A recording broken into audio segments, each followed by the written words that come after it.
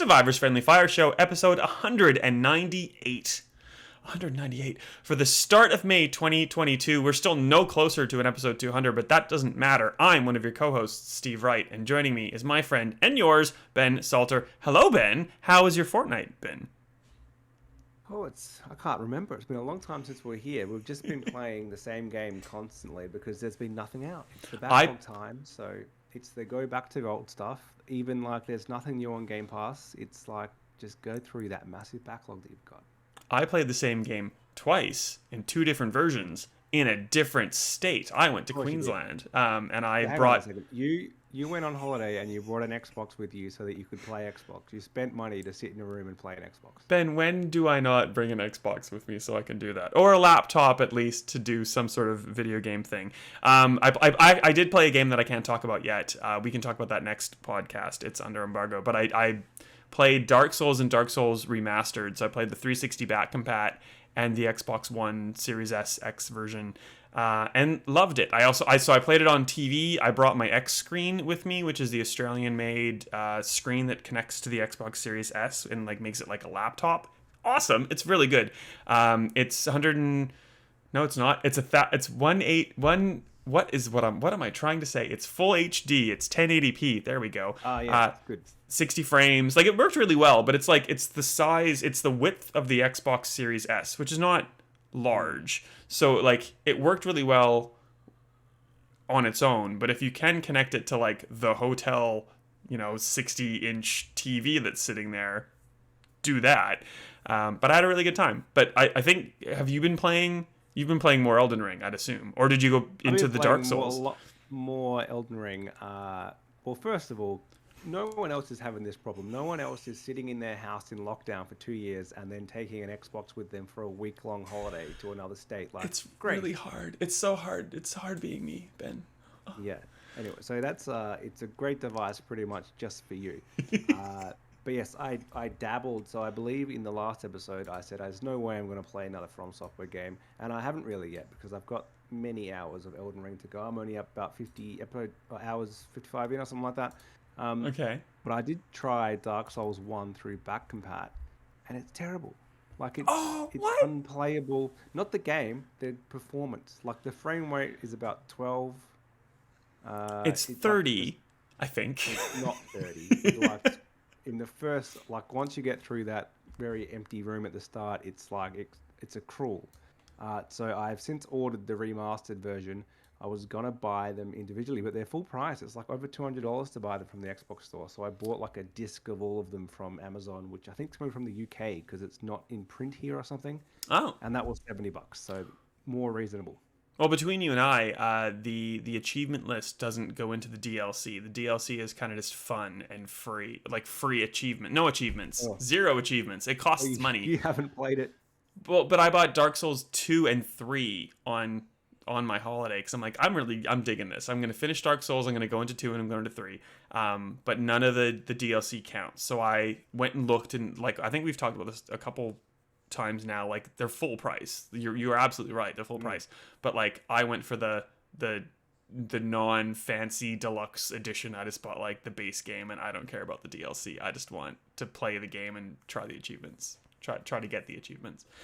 Got really excited when I beat a boss on holidays, and just immediately went and did a thing and realized that I shouldn't have done a thing because I've just like locked myself out of 2 or 3 achievements because there's like a side path that I should have taken before I did something.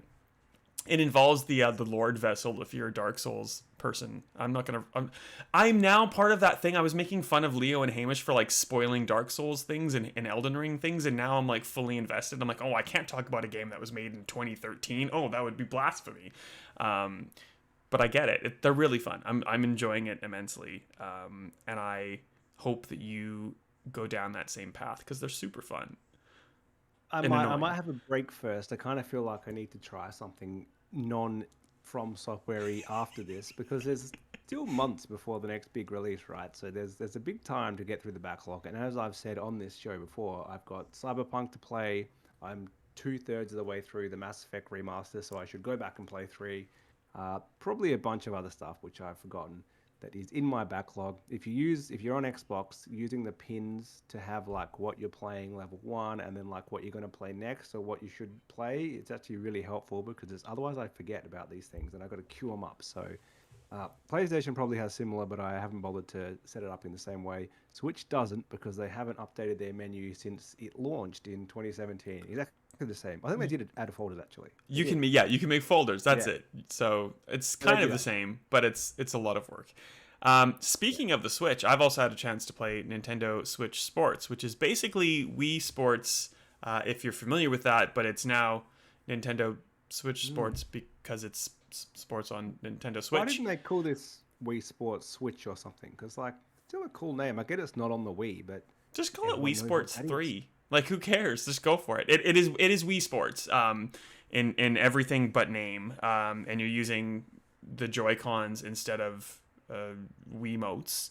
But all of them, most of them, we're not a fact-based show, as you know. A lot of the games, at least, have come from previous iterations of the Wii Sports franchise. There's bowling, there is badminton, tennis, chambara, which is like sword fighting, almost like boxing, but not quite boxing. There is, what have I forgotten already? There's the 2 tennis volleyball, thank you, and there's one more. Soccer. There you go. Thank you. It's like you've played this, but you haven't. You're just helping me. I read your review though, so thank you. You chunked it out into like sport by sport. So. Well, because they are sport by sport. And I had my husband's family over, and I'm like, we're playing Wii Sports, or no, we're playing Nintendo Switch Sports. It's like Wii Sports. We didn't have Joy-Con straps. I couldn't remember where I put them, so we did it against every 5-minute interval like warning from Nintendo about not having straps on and breaking your TV. And of course, you've already probably gone to Reddit and seen thousands of TVs being broken by people who decided not to wear straps. But that's a risk because this is the game that Nintendo sent out like thousands, probably hundreds of thousands of those. What should we call them? Rubber protectors for Wiimotes that reminded everyone of something else. And they condoms. Like, you mean condoms? Oh, I don't know what the rating of the show is. But yeah, you can say condom. Okay. Anyway, sorry. Anyway, so like they sent them all out, and you couldn't really do that for a Joy-Con, right? So if people are smashing their TVs with Joy-Cons, what are they going to do this time? Well, I was gonna say, admittedly, like Joy-Cons are like so much smaller and less heavy than a Wiimote, but also so are TVs at this point. So like, it doesn't take much to probably wreck your little like 2mm bevel thin OLED screen. We didn't have an accident, thankfully, and we started with bowling, which I think is the easiest to learn, but it's weird. The same problem that I had in the preview, everyone playing had at my house. It's the weird muscle memory of, if you've played Wii Sports, you've probably played a lot of Wii Sports, and you've probably played a lot of bowling, and because it's the most accessible, it's the easiest like real motion to game action that you can have. And in Wii Sports, you'd hold the Wiimote trigger to pick up the ball, but you'd release the trigger to throw the ball, and every single person was doing that with the Joy-Con. But in this version, you just hold the trigger the entire time for some reason. It's very strange, to the point where the game tells you, like, oh, you're doing this, you shouldn't let go of the trigger. But it's literally muscle memory. You're so instinctively used to doing that. It took us all a lot of time to stop that. It's super great fun. The bowling's the best.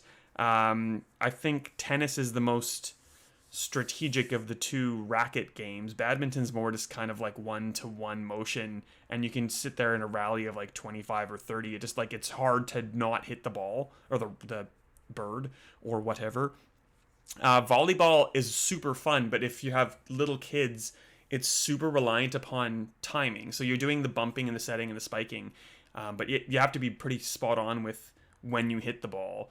And the closer you are to a perfect timed any of those actions, like, you get kind of like a combo meter, and it makes it harder to return the ball on the other side. So that it takes a bit of getting used to. Adults won't have a problem with it. It'll be pretty fun for them. But with kids, it'll be probably a bit dicey. Soccer's really fun. It's very much like Rocket League in that you're chasing down this giant ball on a pitch, and there's not a lot of players around, and it's a pretty large pitch, so you got a lot of room to kind of set up passes and kicks and stuff.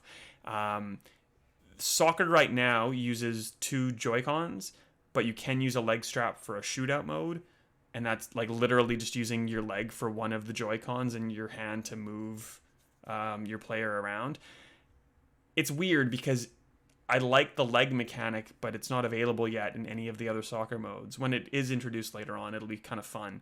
The shootout mode with the leg stuff is really boring, to be honest. Like, someone kicks you the ball and you just have to like time the kick into the goal. It's kind of like, once you get the motion and the timing, there's nothing to it. But the legitimate soccer matches are quite fun.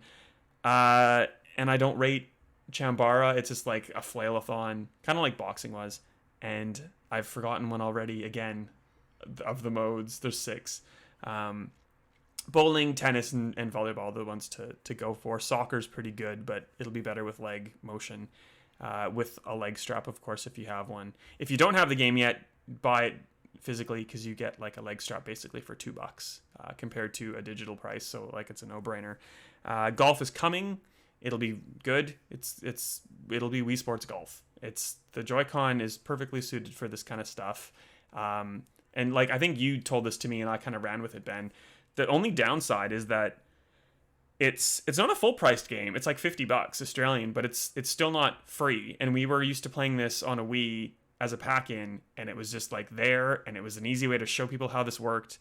Whereas the Switch has been out for a while. It's stuff that you've already done. It's $50. If you like Wii Sports and you have a whole bunch of people in your house, or you're gonna have a bunch of people at your house, absolutely, this is a no-brainer. I didn't get a chance to try online before the review. It's online sports. There's a weird disconnect. Really, what this is for? Like, yeah. The whole point of the motion play is you come and muck around in your house together with someone. So yeah. But yeah, I'm surprised it wasn't a pack-in with like a Joy-Con, because like they did a Wii remote with a game called Wii Play, which is basically some proof of concept mini games that weren't as good as Wii Sports, and they added just like $10 to a Wii remote, and you got that as well, and it sold like 30 million copies because of that. It's one of the best, top 30 selling games of all time or something. So why didn't they just get a pack of Joy-Cons, cost like $120 or something, sell it for $150 with Switch Sports? You're getting it at a reasonable price. You're getting the extra Joy-Cons to play with, so you can actually play 4-player. And people probably feel that's more value. And they're still not giving it away. They're adding some cost, but a more reasonable cost. Well, and pack in things like 1-2 Switch with it, which is like a super amazing. I think was it free? It was pretty cheap. It came out at launch anyway. 1-2 Switch is like a really good example of like a pack-in kind of mini game fest. But it wasn't packed in. They sold it for $80. So Nintendo Land was packed in on Wii U. Wii Sports was packed in on Wii, and then for Switch they decided nope. Which I kind of get, because 1-2 Switch is a good concept of the Joy-Con, but it wasn't really a concept of what the Switch was, which was you can play your great game in handheld, in TV mode, and it's the same experience, which wasn't really true for that game. So I can see maybe that's why they didn't do it. It wasn't showing off what you could do, like Nintendo Land did with the Wii U gamepad, or Wii Sports did with the Wiimote. But it only came out like today or yesterday that Reggie was the reason Wii Sports was sold with the Wii. Like, Miyamoto and Iwata didn't want that to happen. Now, this is his memory of it, him saying that they, and this is a long time ago too, so I'm sure there were probably a few conversations he didn't remember. The American taking credit for something? What? No, sorry. I can believe that he had a big influence in doing it, and that's why it happened. And I think if they didn't pack in Wii Sports, the Wii wouldn't have sold 100 million units. It wouldn't have been sold out for years, because it came with it. That was the thing that you gave, your family or whoever came around, and you said, here's this. And when they bought their own, it came with that one thing. They may have never bought another game, but they knew what Wii Sports was. I think it would have failed potentially following the GameCube if they hadn't had that with it, because without that, we didn't really get it. We didn't get why we need this different controller. You're telling us it's going to have different experiences. I think they needed to prove it, and they did.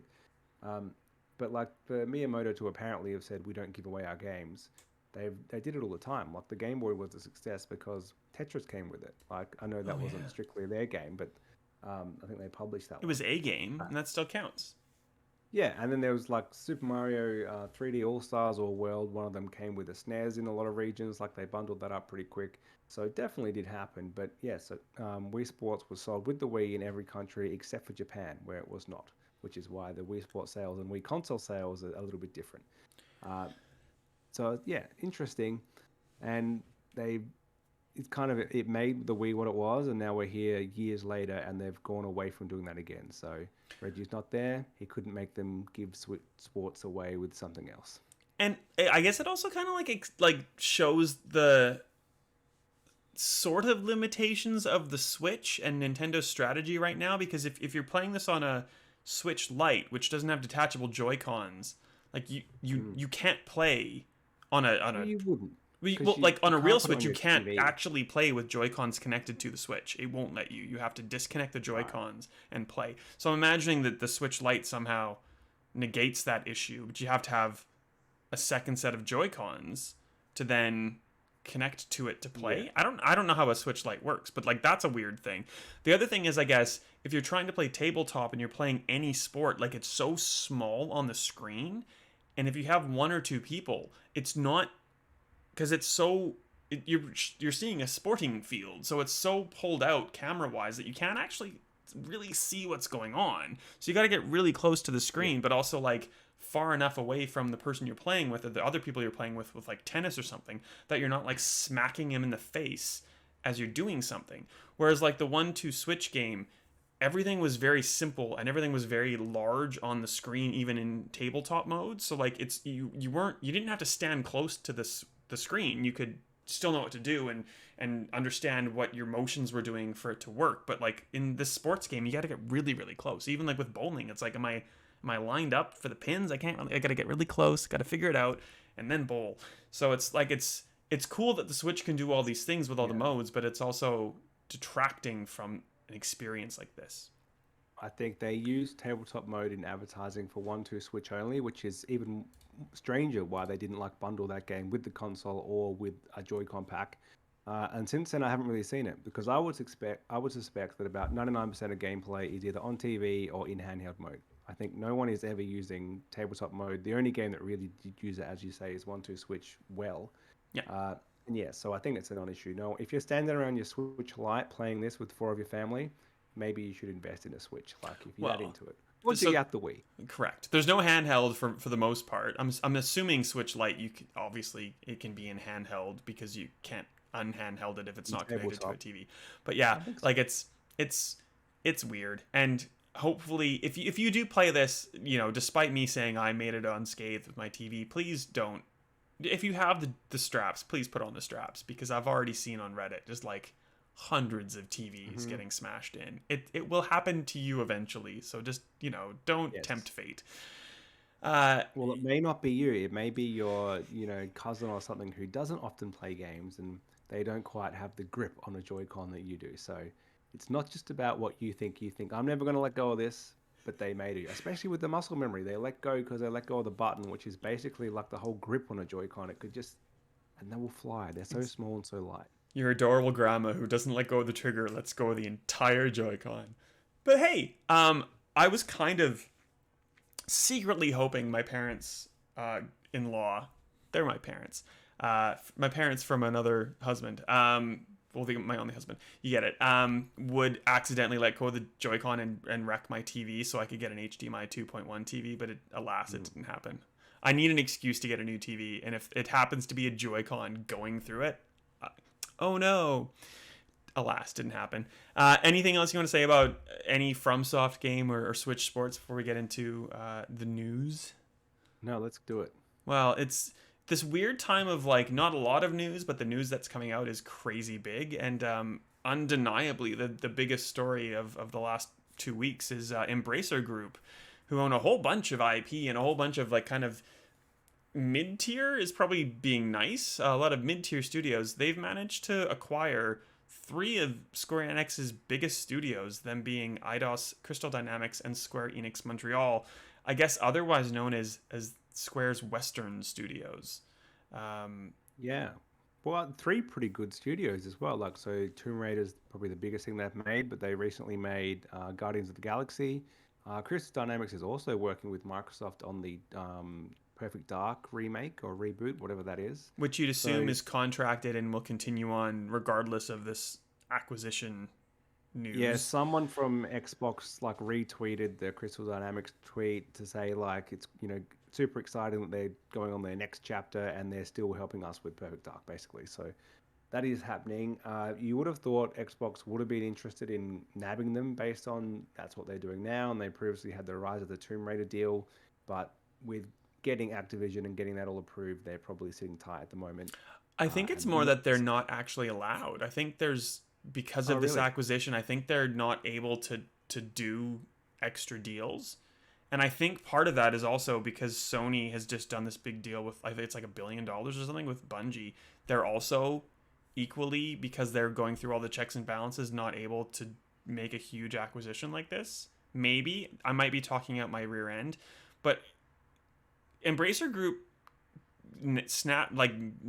snagged these three studios for like not a lot of money. Nothing. I have no idea what the amount is, but it seemed low. 300 million That's US. not a lot. So cheap. They paid what did Yeah. Microsoft pay for the Rise of the Tomb Raider exclusive or Shadow of the Tomb Raider I exclusive? don't know, but Like the half that at Rise of the least. Tomb Raider, Yeah. the rumor was 100 million uh, for 12 months exclusivity. Yeah, 2/3 So, more you could have owned Crystal Dynamics and the other two studios.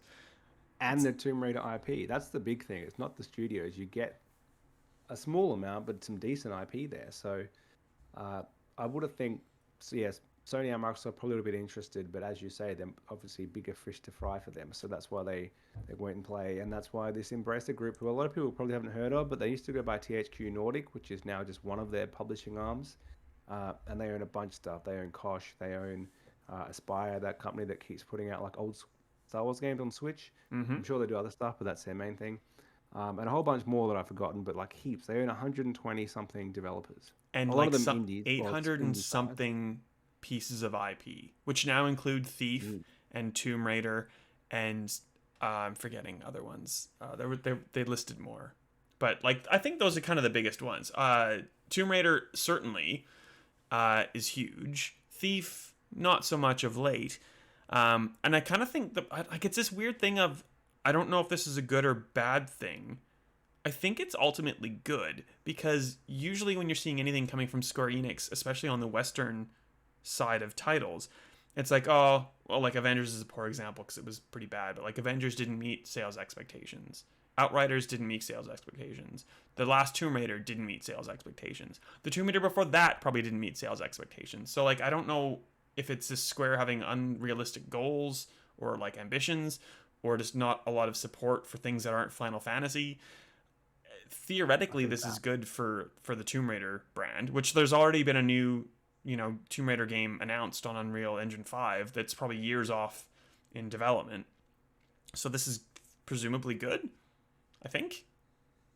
I don't know. Yeah, so Square Enix didn't really know what to do with these developers. It seemed they, especially considering the rep of Crystal Dynamics recently, like they've had a lot of hits, and then a few like Avengers which didn't really work out, and they didn't really know what they were doing with that. But they turned it around straight away with Guardians of the Galaxy, which is great. So I would have thought they were worth a lot more. And yeah, they must just be wanting to get out of that side of development. They've decided that we're going to focus on our in-house being Japanese developers, and we can nail Final Fantasy. Basically, there's so many of those games, and they sell massively. So, but it's not Tomb Raider didn't sell badly. The three games sold like nearly 40 million copies. So if that's below expectations, I think you have put your expectations way too high. Well, and like I'm sure when like so the Angelina Jolie Tomb Raider movies did fairly well. They were probably paying a lot of their income directly to Angelina Jolie, but the new is it Vikander? The reboot, which is follows the reboot. It made I think it made somewhere between like 200 and 300 million dollars, which was way over the budget, and they're making a sequel at some point. Like some of that has to go back to the owner of the IP, which is now not Square Enix. So like, yeah, it's like I'm keen for all this. Square Enix isn't fully out of like the Western game though, I guess. Like they're keeping IP, including Just Cause, Life is Strange, and Outriders, which was revealed in a press release. The same press release though also said that Square sold the three studios to get into like blockchain and AI and that kind of thing, which just is like, One, how much does Weird. that cost? And two, like don't do NFTs, please. Just like get out of don't do it. But Don't sell your biggest non-Final Fantasy franchise to do that. So well, yeah, like Outriders, they kept Outriders. Why? Why did you keep Outriders? Just Cause. So Life is Strange is good, but those other two Yeah. don't matter. Well, so that's what it is. We'll have more on it. The acquisition, I guess, is slated to finalize in September 2022, and we'll keep following it. It's pretty new. It was announced like 2 days ago at the time of recording. It's May the 4th, Ben. So May the 4th be with you. That's right. Yeah. Blah blah blah. Let's keep going. So we know that the PlayStation Plus tiered system is coming the 22nd of June for Australians, also for Europe. But there's been a little bit of news kind of coming out of it, not so much from Sony, but by way of leaks. And a report says that Sony kind of updated its EULA with developers to say that any game that costs more than $34 wholesale, so it's around like $40 at retail, will need to offer up a limited time demo of at least like 2 hours a length. So people that have the PlayStation Plus premium subscription in most parts of the world, which would also translate to the deluxe subscription in Australia for us non-cloud people. So people who have a subscription can play a demo before they decide to buy your game. It's this weird thing, Ben, and I'm curious for your thoughts on it. Like, demo's good, but like I can't just think of the end user experience. I'm kind of thinking about the developers too, so I don't know where you sit with this. Well, I assume they're going to do it like EA Play, where it's like 2 hours of just the first, like you can play any part of the game for 2 hours. But of course, EA did that for a lot of things, and they put in restrictions for things like the Star Wars game, where it was kind of only a 12-hour game, so they didn't want you to play anything. Because theirs is 10 hours, of course, and they don't want to say, we can play this one for 2 hours, you can play that one for 4 hours, that one's for 10 hours. It's 10 hours or nothing. And so they just started doing nothing for a bunch of games. I think that's why Sony's gone such a short time frame. Like 2 hours is not much. But there are some games where it would give away too much, and people probably would just say, "Oh, I'll wait for this to be added to the catalog at some point, and I'll play it then." So I don't think it's going to be like the old school style demo where it's a curated certain section, unless they have like an E3 style. Here's part of the game from the middle, which we're going to let you play. Maybe some will do that, but I think most is going to be you just get 2 hours of access while the game's running, your clock's ticking, and then at some point you time out. You either buy it or you don't. I wish something like this existed for Horizon, because I wouldn't have bought it. Like, I've played less than 2 hours and I'm not into it. But yeah, it's strange. It's not a hook. It's an odd thing to charge people for. Like, EA kind of got away with it because their subscription's so cheap, and it was thrown into Game Pass in the end, which presumably means they didn't have a great subscriber base. Sony put that, if they'd put it in the cheap tier, I would have think fair enough. Like, they're giving another perk to the entry level PlayStation Plus to give those people who are starting to stay there something new and a purpose to keep it if they weren't really that into it. Yeah. But they put it on the top level, and I don't think this is a top level perk. Like, it's pretty meaningless. And it's probably just going to annoy some developers, as you say. Like, some of them are not going to want to have people playing just a small chunk of their game, especially in the opening. Like, a lot of games, you get 2 hours in and you're still learning. Like, if I got 2 hours into Elden Ring, I don't think I would have gone and bought it. Like, it was beyond that it finally ticked. A rare example. Yeah, I think it's gonna be divisive. And there are some games where 2 hours is probably too much. Like, you're gonna get too far in, and you're like, I'm not gonna pay for this now because I can kind of feel that I've already got everything I want out of it. It's a weird thing if it's just the game kind of like gated to a 2 hour experience. There's the opportunity for people to try to like hack it and get access to the full game, or like data mine things that you're getting early in some cases. Obviously, the restriction from the leaked documents say that games that need to provide a demo can do so like up to 3 months after it's released. But like, presumably, like the big guns in the world would just kind of like factor this into their game dev schedule and just put out a demo ahead of time, because the demo is really to try to get people to buy it. So you want hype ahead of time. If it's not just like a 2-hour chunk, though, that just requires a whole bunch of extra work from a developer to produce a demo. And you were talking about E3. There's always been these stories of developers saying, like, oh, it takes someone like half a year or like a year. It takes these people out of our actual dev to make this like vertical slice of a game to go and show to, games journalists for a week. And then like we never do anything with it. And like maybe you'd put that into Xbox and PlayStation as a demo. But like it's a lot of extra money. Hours. Oh yeah, it's like a 15-minute slice in that case. Exactly. Yeah. So it's this weird extra requirement on developers that will just mean more effort on their part. Or it could mean, like an indie developer who wanted to price their game at $35 American or wholesale, has to bump it down to 30 because it makes more sense. It's more viable for them to not charge as much and not have to produce this demo for like, I don't know what it will be, but like a small subsection of overall PlayStation Plus subscribers. It's the top tier of 3 tiers. And then there are people that don't have PlayStation Plus. It's really weird. And like, I don't know the numbers, but Xbox Live Arcade had a demo requirement for anything that was released on it. And that hasn't survived at ID at Xbox and stuff like that. So like, I would assume that developers went, this is too much extra work on us. You can't ask this of us. And that's why that has gone away. Also, the other thing, I guess, is that Xbox Game Pass as it exists is kind of like a demo system. So Tunic is super hyped and everyone loves it. And I appreciate that people like it. But I downloaded it for free because I'm subscribed to Game Pass. I played it for a little bit and I'm like, I get it. But it's like, I don't know, it's not for me. I'll maybe get to it later on. I didn't spend money on it. I tried it. Didn't like it. Or didn't like it enough to keep playing, I should say. And just didn't, like, no harm, no foul. Whereas, like, if you have that on one platform and you've got maybe a demo if you spend the highest tier of subscription, like, which is better for a consumer? I'd rather just try games on Game Pass and pretend they're demos and either keep playing them in full or drop off them because I had a crack and I didn't like it. Well, that's a good point, because even on the middle tier of PlayStation Plus, you get access to 400 PS4 and 5 games, which is exactly the same as Game Pass, essentially, except without the day one releases. So the demos in the top end are demos of games which are not in PlayStation Plus, because otherwise you don't need the demo, you get the whole game.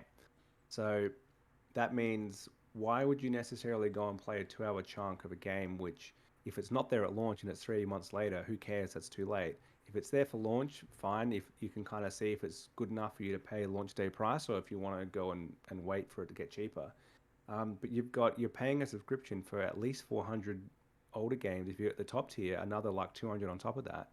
Why do you then need these demos beyond that? Like, there's probably a handful that you want to try. Like, let's see what GT7's like. Fair enough. I kind of get that. But on the whole, I don't think you need a demo of every single game. How many of those are going to be played when you've got access to hundreds of full actual games in that same subscription? And even the likes of GT7, like, you get a demo maybe, but like you don't get the game if you like it paying for the highest level of subscription. You still have to go and buy it because it's not in the subscription. The thing I liked about EA Play in the 10-hour trials, like, it was totally suited for, and it was totally designed, let's be honest, for the FIFAs and the NHLs of the world, where you'd play 10 hours. I think you especially on Xbox, you got the achievements like straight away, but like that was EA trying to get you into HUT or FUT, like, card-based system. You want to keep playing this after 10 hours. You want to keep giving us money so you get the best cards to do the thing. So it's all a money game, I guess. Yeah, you're right. That was the last year's game is already in your subscription. You can play the whole thing, but you can play the new shiny version because it's an annual franchise, and you can get sucked into that one. And by the time you play 10 hours, you're like, oh, I don't want to go back to the old one and do all this again. Like, I've already moved to the new one. I'll just pay for it. You're right. That was their strategy. And that's why for some other games, they said no trial for this one. And that kind of annoyed people, and fair enough, because that was one of its things. But it's kind of died off EA Play. Like, I don't know too many people who just subscribe to that. But But yeah, it's a strange choice. I can kind of see a marketing meeting around a table and people saying, "Let's do game trials." Like that's an easier way to make other developers do some work that gives us a perk to put in the top tier. But I don't think it's as valuable as I think it is. Well, and it's yeah, it's like for the end consumer, yay, demos. Like, ooh, you get to try a game. Like I do understand the appeal of that. I also understand that people go into EB Games and, buy a disc and try it for more than 2 hours, but then within however many days they can return it, just go, yeah, not for me. Like that's a game trial too. So I don't know if the effort required on the developer's part will end up worth it, and I guess it's something to see. I'm not convinced it's a good idea, but something I am convinced about being a good idea is that Sony has started hiring staff to start a game preservation team. So game preservation is always a hot topic with every single person ever. People have applauded Xbox for trying to do back compat from Xbox to 360 to One on the Series X, and Sony's kind of sort of dabbled in it and not. Like I own Resident Evil 1 and 2 from the PlayStation 1. I think I can still play them on Vita and PlayStation 3 if I had a PlayStation 3, and if my Vita, I could figure out where I put it. But that doesn't transition to new PlayStation systems. And people are upset that, we're losing older games to time. If you don't have a disc or a cartridge and a console that plays it, or a TV that can connect to the console that plays that, those games are lost. So we don't know much about this preservation team, but basically anything that is trying to make older games accessible to new audiences is a good thing, isn't it? Well, yeah, and I think looking forward, this is not going to be as big of a problem in the future because everything's now on a similar type of architecture, and I think your next console will play your PS4 or PS5 games, and the one after that will play all that from PS4 onwards. It's not going to be a huge issue moving forward, except the ongoing licensing issue, which is never going to go away. There's going to be cars which don't have a license anymore, music which doesn't have a license, so you can still play them if you have them, but you can't, rebuy them, and at some point you can't re-download them. I don't think there's any avoiding that. Buy the disc copy if you're really worried about that. Yeah, that's probably the thing which games is never going to get away from. There isn't an issue in movies and TV and things for some reason. You rarely see like a movie from the 80s go out of print because, if it's popular, because it's got a song in it which hasn't been relicensed. So there's obviously a different way that games and movies and TV sort that out. They seem to be, once they're out, they're out. Doesn't matter what's in it. They can keep selling it. Not the case for games. That's a big problem all the time for things like Forza. And even licensed games. Like, there's not a great deal anymore, but at some point, like something like Guardians of the Galaxy, that deal's going to expire and you won't be able to buy it anymore. And it will just be done. And they're the games from previous generations which are never going to come back because they're too hard. GoldenEye is a fantastic example of what, like the level of licensed game that people would love to bring back. Rumor is that it's finally going to happen at some point, although we've not yet. You've been saying that for like 2 years. Yeah. There was pretty strong rumors earlier this year. Maybe we'll see that at Xbox's showcase potentially. But like, there's heaps. I'm sure like you have many licensed games you've loved over the years. I'm sure they were really big, like early 2000s, like that PS2, Xbox, GameCube generation, and even early Simpsons like hit and run. Like, it's just hard to play. And I can't imagine like there wasn't a lot of licensed stuff. Like, obviously The Simpsons was the license, but like it's hard to get and play on something that's not illegally obtained. Yeah. But yes, you shouldn't have an issue of getting like your major big franchises, like your Resident Evils in their original form, should be easily accessible. And I suppose to some degree they are. Like, at least you can get Resident Evil 1 through whatever number we're up to on Xbox, but I don't think you can get the original 2 and 3. You can get like the GameCube remake, which is then remastered in HD. Yeah. Maybe you can. Maybe there's like a 360. I don't know. You can get emulators on PC, but it's not. I don't think it's fully legal. Doesn't count. Well, yeah. So like, and I'm sure some of this game preservation team is working to get classics to be put into a non-purchasable arrangement, but accessible through the PlayStation Plus tiered system. But like, at least they're accessible, and Nintendo's kind of doing the same sort of thing, which is like, it's not great, but at least they're playable if you're desperate to play these games. Nintendo's the worst at it because they've re-released them. They've been caught out using like ROMs they've downloaded on the internet that someone else has made and selling them, which is against their own like ethics that they go by. And then they've sold us all these games in decent enough forms, some issues with emulation, but on the whole, okay, been able to play them for the last almost 20 years. But then they keep reselling them and they make your old ones not accessible, which is what PlayStation has done sometimes, to be fair, as well. Um, and now they're drip feeding them on purpose. So they know what they're doing. They're not really trying to improve the situation. If anything, it's worse than it was 15 years ago. Like you could get almost any SNES, NES, N64 game that you really wanted on Wii, at least the big name games. And now they're slowly releasing them on Switch. So I'd put them as the worst at it, even though we're not going to get any PS3 games in Australia, which means that Sony's not doing a great job either, at least not for the whole world. But hopefully having this team means they're actually working on that real PS3 emulation, because that's the clear thing they're missing. But I think it's also more to preserve today's games, to make sure instead of having to fix this in the future, we've got these ones sorted out now, so that when we have our subscription in 20 years, we've got all our PS5 games. We just need to worry about climate change so we have a place to play on. In that I mean the Earth. A short show is a good show. Let's get into our favorite segment, Ben. This fortnight in delays. It's not so much delays as shifting, I think, is the theme now. And I almost think that's because we're so kind of far into the pandemic, or the consequences at least of the pandemic, that no one's committing to release dates, so there's less things to delay. But I digress. The Prince of Persia Sands of Time remake, which was announced in 2020 and has been delayed twice, the last time indefinitely, has moved from Ubisoft Pune and Mumbai to Ubisoft Montreal, which was the original developer of the original Prince of Persia Sands of Time. Which That's a delay, yeah, delayed that's a new level of delay. It was delayed, so it was meant to come out last January, I think. Then it got delayed a couple of months. So someone thought it's close, but it just needs a little bit more time. And then someone thought definitely not close. We're going to delay it indefinitely. And the only like next level jump up, your somber version of that delay is like delaying from developer to new developer, because that's how badly it's going. Like that's next level delay. when they announced it, it looked pretty rough, to be honest. Like it looked like the original game, and it's like, oh, this is a number of years into the future. It should look a little bit better if it's a remake, not just a remaster. Which is kind of sad, because I spoke to a senior producer at Ubisoft Pune at the time, and they were just like, so it was their first like led game. It was the one that they were taking the lead on.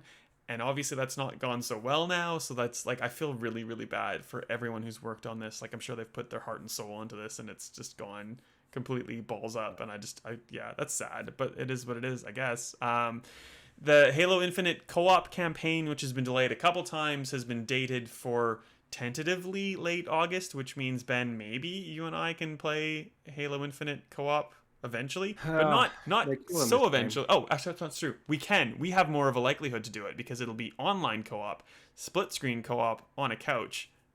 Still not dated, because the Xbox One obviously isn't powerful enough to play two versions of Infinite on one screen. That makes sense. Let's get rid of cross-gen games. Let's just go straight for now that it's a little bit easier to get a Series X and a Series S and a PS5. Like, let's just jump straight into this current generation rather than trying to drag the last one kicking and screaming behind us. I have a suspicion that we've got at least one more year of cross-gen. And then so this gen really starts probably holiday 2023, when we probably get only current gen only. Each console's had a couple of games, but neither first party is really committed to only doing that. Like, well, I say couple. Xbox had one, and PlayStation's had a couple. So they're both pretty keen to keep the cross-gen going. Yeah, well, on that note, Sherlock Holmes Chapter 1 on Xbox One is delayed indefinitely. Developer Frogwares, which has an office, not all of its offices in the Ukraine, is obviously dealing with a lot of stuff going on thanks to Russia. They've released the game on current gen and PS4. I don't know why the Xbox One version is proving problematic, but that is a thing.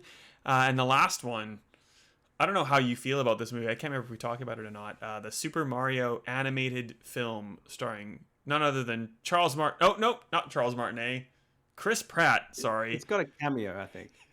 Well, not as Mario, because that's Chris Pratt.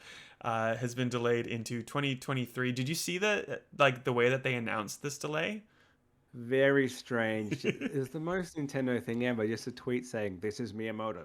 Like, it didn't seem real. It seemed like a dodgy fake, like Photoshop. But of course, I assure you, I have not been hacked. This is Miyamoto, and I've taken the Nintendo Twitter account for the day to tell you that this movie's delayed.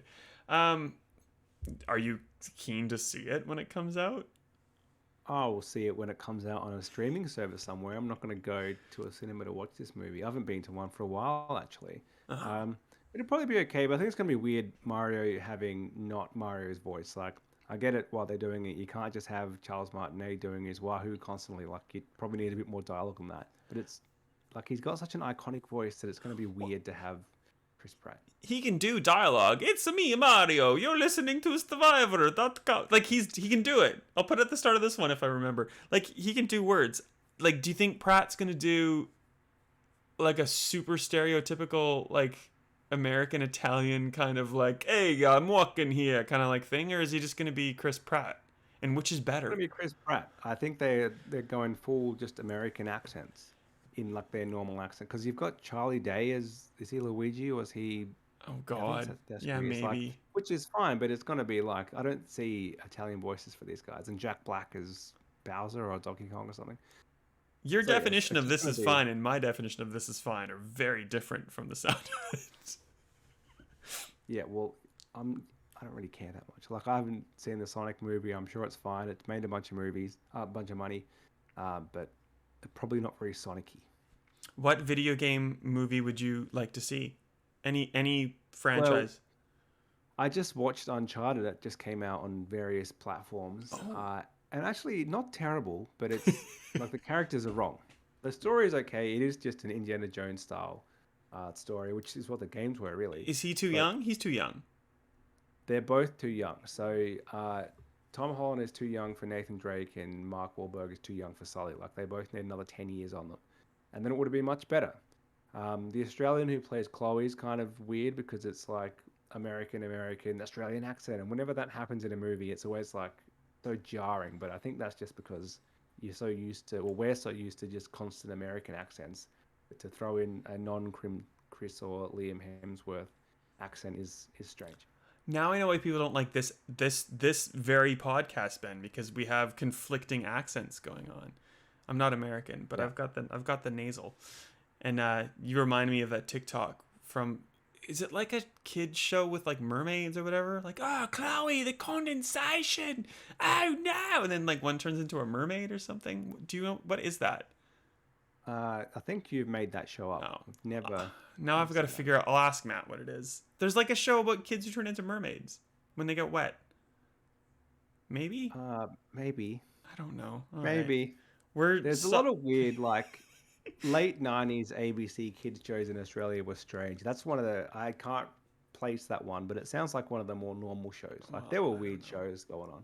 My husband's parents have a holiday house near the Round the Twist Lighthouse, so I know about that show because we drive by it occasionally.